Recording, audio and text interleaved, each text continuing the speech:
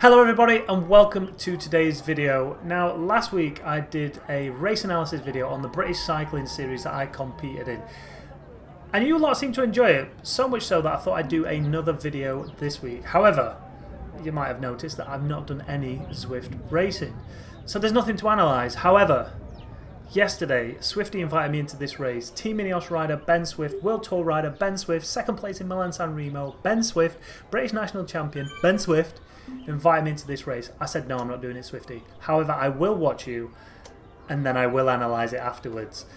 This man's a World Tour rider, and we've seen over the past couple of weeks now lots and lots of professional racers taking part in Zwift races, getting their asses handed to them. Is this going to be another case of another World Tour rider getting their ass handed to them by some Zwifters? Let's find out. So 10 seconds to go in the pen. For some reason it's glitching saying that it is watching the man, the myth, the legend, Chris Pritchard. However, that is not the case. We are watching second-rate Ben Zwift here. In the Team Ineos kind of training kit rather than their full racing attire. He's on the F12. Is a thing. Because that's clearly a custom bike, a custom F12 that you can't buy or you can't get unless you ride for Team Ineos. Do you think they change the stats on those, or is that the same stats as the standard F12 that you can buy in the drop shop? I wonder if they make the pros bikes just a little bit better for the pros. Who knows? Anyway, we're underway. It's about a 20 somewhat kilometre race. I can't remember now. But what you'll see already, if you look at the map in the top corner just up there, is that riders are already getting dropped, and there's a small select group going off the front, which is pretty much standard in an A race. You've got a rider going off the front there. You've got a few official Zwifters in there as well. Zweihoft, he's got an orange tick. Obviously Swifty, Fontin, and T Wolf. I don't know who any of them are, but if they're good Zwifters, apologies, guys. So this course is the Crit City course. I don't know which way round it is. I think this is the reverse loop. And what you've got here is about the only taxing part of this course, really, over the cobbles, up that little climb. What I want to know with Swifty is, how does he handle a race? Obviously he's got off to a good start here, but is he going to be able to just sit in a pack? Is he going to have the knowledge and the Zwift ability to be able to just sit in a pack and wait, basically? Because that's all you're going to have to do on this course. Chase down breaks that may look like they're going to go away, but ultimately just sit in and allow the blob to bring back any people that go off the front. As you can see, we're down to a group of, I don't know, maybe 20 riders at the minute. He's up in 8th place. We're already coming round for the first lap completion. Plenty of ride-ons going off there. And all in all, I'd say first lap he's scored a solid 8 out of 10 from Pritch there. Making his way to the front now a little bit. The undulation through that little last piece before you go around this hairpin often does cause that. Just a bit of surging as you go through on the pedals as that resistance changes up and down. We're coming over the line for the first time in. You can see he's at the bike now. I wonder if he'll have a power up on this time under the bridge. 11 laps to go. So do the math. It's 2k almost a lap, so 22k. Right, Zwift is at his first power up, and a couple of others have as well. Burrito, useless, most useless one, and the tranny van. So not only did he use the tranny van, but he started smashing out around 7 watts a kilo, and you can see there that he's gone from the back, used his power up, then smashed it some more, worked his way to the front, realised he didn't want to be at the front, eased off, and now he's gone off the back. He's still got his power-up bonus. That's it, gone now. But now what's going to happen is, he felt like he was going out the back, so he's going to press on the pedals a little more, and I can guarantee in about 10-20 seconds, he's going to find himself back at the front. And this is what happens with a lot of people that race Zwift. Me in particular as well. There's a lot of yo-yo going on. You're worried that you're going to get spat out the back, so you press on a little bit too much, and before you know it, you're back at the front, back over the cobbles again. So there you go, look, just a couple of turns on the pedals, a big powerage, wattage, what powerage? A big wattage, and there you go, he's back at the front. Same again, yo-yoing himself down to the back. And the idea, ideally, is to try and maintain equal power all the way through. If you're surging up and down, you're wasting oxygen. You might recoup a little bit, but the amount of effort you've expended isn't recovered by that easing of the pedals. So just bear that in mind. It's always a game of trying to be as smooth and as consistent on that power delivery as possible, up until someone attacks, up until a sprint, obviously. Back through the undulation for the second time, works his way to the front again. This group has started to whittle its way down even further. Alright guys, we're now down to 6 laps to go, and you might see just off the front is Raggy and Wolfie, 3 seconds just up the road. You can just see him just off in the distance there. We've had a rider disappear. Did you notice that? He's just disappeared. No idea. Right then, so he's back. They're working together. Potentially, a 2-man group would have to work very hard to stay away. But it looks like Zwifty has decided that he's not going to let that breakaway go. He's decided that this breakaway is just too bloody dangerous. So he's gone all in. He's nearly at 8. He's at 8 watts a kilo now. His heart rate was around 164. It's already jumped up 10, 11 beats, 12 beats. And he is working hard to get these boys back. Gap's coming down. It's down to 2 seconds now. And he's also increased that gap on the group behind. I've got a feeling that group behind is going to catch him though. I think what will happen is as Zwifty catches these, they're going to ease up. They're going to realise that they haven't got away. They'll think the whole pack's with them. And they'll just take it a little bit easier, which will allow the rest of the pack to catch them back up. So there, the junction's made. Zwifty's caught him. They're probably going to ease back now. I mean, they're still pressing a little bit, but I don't think they're all in like they were earlier. When a World Tour rider chases you down, you go, okay, fair point. We'll leave it. I'm sorry. I'm so sorry. I am very sorry, sir. You got Raggy at the front still, pressing on. And there's still 4 seconds, 5 seconds between Zwifty and Wolfie and the pack behind. You can just see it on the top left corner just up there. You can see the map and the chasing group. But they're coming to the undulation here. I think it's all going to come back. I don't think they've got too much to worry about. But the group now is only 1, 2, 3. The group is only 4 riders. You've got Fortin here. So you've got 2 groups, essentially, of 2 groups of 4 if they had Raggy in sight. But he's still 2 seconds up the road. Let's just keep an eye on the wattages coming out of that group behind. They're at 6 seconds now. So maybe they won't catch back up now, because that's a big deficit, 6 seconds. We'll keep an eye on this and we'll keep rolling at this point here, because I want to see exactly what happens now. I don't want to fast forward too much. But you've got Zwifty here, just sat on Wolfie's wheel. Raggy, it's extending that lead now. And now everyone's disappeared. And that's me. Alright, sorry about that interlude. So what's happening is we've got Raggy now at 7 seconds up the road, pushing out 7 watts a kilo. You've got Wolfie just behind Zwifty.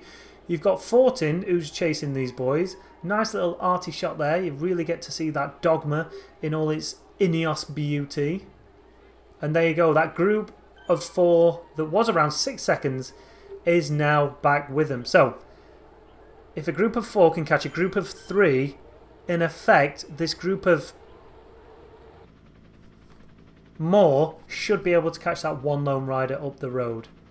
But now we're getting into back marker territory, so we've really got to keep an eye on exactly what's happening. Raggy 13 seconds up the road. Potentially, he's bloody gone. I'll stand hanging if he does though.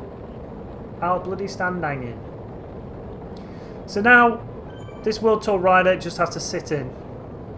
I think we've still got 5 laps to go, but all he needs to do is sit in and use the blob to catch that rider up at the front. Let's fast forward. Let's see how they make an indentation, if at all, into Raggy's lead. Alright, back with the race. 3 to go now, I believe. So it'll be 2 as they come across the line. They're just hitting the cobbled climb now.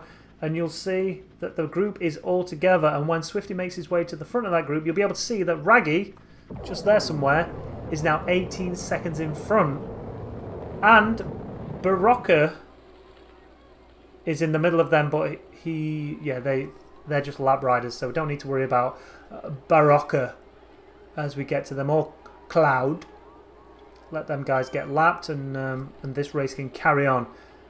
But you've got to hand it to Raggy. He's 23 seconds in front now.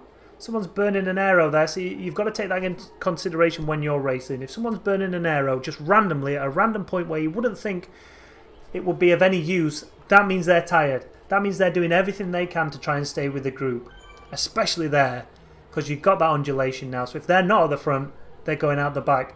Swifty's it's just taking it easy now. That heart rate's come back down. Look how quick a pro's heart rate comes down. It's unbelievable. Back down into the 160s now. And potentially we could have some riders here who are back markers. It's difficult to see. It looks like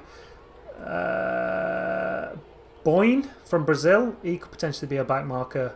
Swifty's made his way back to the front of the group.